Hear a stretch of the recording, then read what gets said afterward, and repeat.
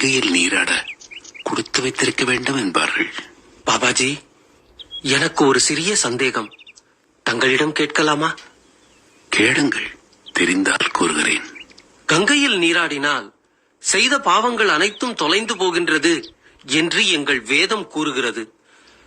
கங்கை என்பதோ தண்ணீர் பிரவாகம், அதை போன்று காவிரியும் தண்ணீர் பிரவாகம் தானே.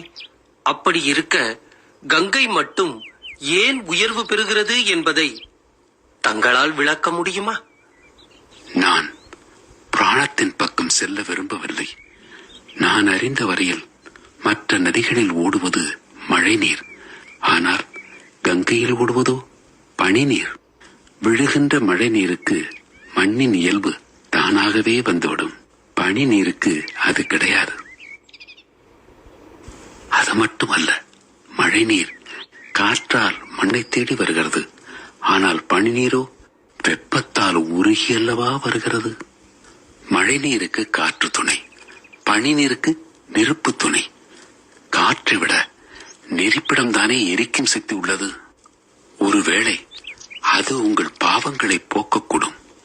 அதே சமயம் நம்பிக்கைதானே மிக முக்கியம். ஆஹா, என்ன ஒரு புதிய கோணம்! கங்கை நீருக்குள் நெருப்பு இருக்கிறது என்பதை எத்தனை பேர் உணர்வார்கள்?